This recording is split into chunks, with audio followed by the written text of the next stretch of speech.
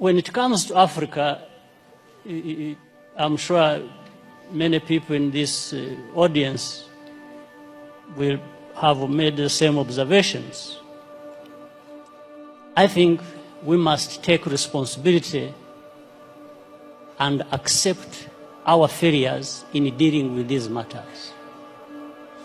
For example, relating to what President Obasanjo has just said, on the case of Boko Haram, or you can use that for many other cases.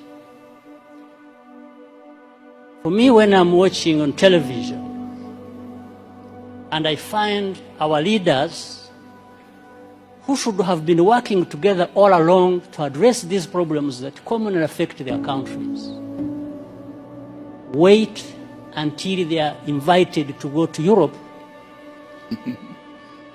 to sit there and just,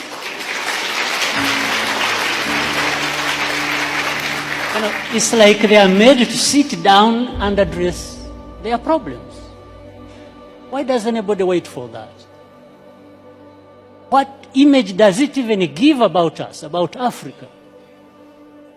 In fact, the image it gives is that we are not there to even address these problems.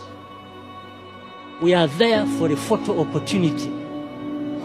We are happy to sit there in Paris with the President of France and address, and just talk about addressing problems. It doesn't make sense that our leaders cannot get themselves together to address problems affecting our people. It doesn't make sense. Of course, I'm saying this painfully. On the other hand, that I look forward for the time when I can be like the two former presidents. I think they are more free to say things than I. Being where they are and me being where I am. So I tend to remain with some reservations about what I have to say, because, but I think there is that serious problem. African leaders, we don't need to be invited anywhere to go and address our problems without first inviting ourselves to come together to tell each other the actual truth that we must tell each other about our serious problems.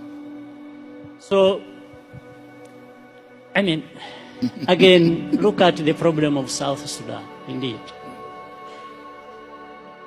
The first problem was about this country and the people there wanting to be independent. They got independence. Now that turned into a problem. How? So you have one war being fought, waged to be independent, then you have to fight another when you have achieved independence. Just fighting among themselves. Why? So some of these underlying root causes should and could have been addressed by the leaders there. Whatever happened, whoever was wrong, that's not the issue.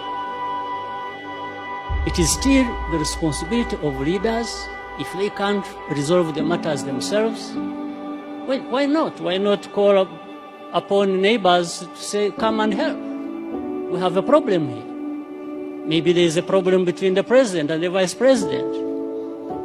And if they can't resolve it, and each one thinks he's the one who is right and the other is wrong, and they are going to divide the army and government and everybody else to go on either side and start fighting, well, I think in between the time that starts and when it actually happens, something can be done. But it has to be leaders to work towards that and avoid the catastrophe that, like we are seeing or have seen, or that has already happened in South Sudan. But of course, the unfortunate part is that the most majority who suffer are the innocent people who have nothing to do with it. Women, children, and even many men are innocent in that situation. So this is, I'm not giving answers, probably I'm raising more questions than, or adding to others that have been raised. So for the time being, let me stop here. Thank you. Thank you.